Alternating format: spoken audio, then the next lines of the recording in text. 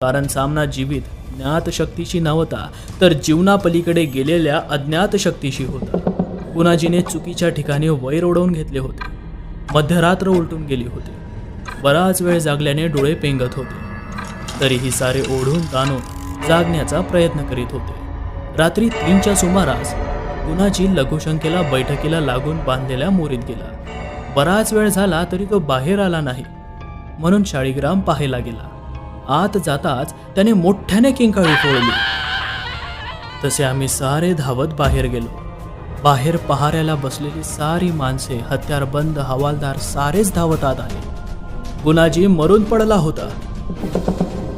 भाऊरावांसारखीच मौत त्याला आली होती। मी, सांगारे आणि शाळीग्राम सुन्नपणे त्याच्या आकसून गेलेल्या देहाकडे, आवसून पडलेल्या चेहऱ्याकडे पाहत उभे होतो। आमच्या गटातील एक गडी आम्हाला सोडून गेला होता। साहेबरावाच्या विजयात गुणाजीचा सिंहाचा वाटा होता। महादेव बायंग्याच्या बळींची व्यवस्था करण्यासाठी बाहेर गेला होता। आता सारखी तेव्हा संपर्काची साधने विकसित झाली नव्हती, त्यामुळे या सर्वांची त्याला खबरच नव्हती।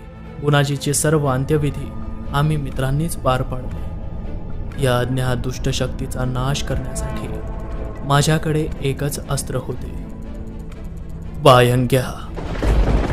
शेवटी अमावस्येचा दिवस उगवला। माझे 2 जिवलग मित्र एका पाठोपाठ क्रूरपणे मारले गेले होते। त्यांचा सूड उगवण्याचे ठरवून मी शिरगावच्या दिशेने रवाना झालो। इथे सातारला गुणाजींच्या खुनानंतर पोलीस पाटील संगारेंनी त्या धमकी देणाऱ्या माणसाचा तपास अधिक तीव्र केला। आजूबाजूच्या गावातील चौक्यात, जिल्ह्यातील पोलीस ठाण्यात त्या माणसाची रेखाकृती तपासासाठी पाठवले। शिरगावला पोहोचता पोहोचता मला सायंकाळ झाली। महादेव सावज घेऊन बंगल्यावर पोहोचला होता।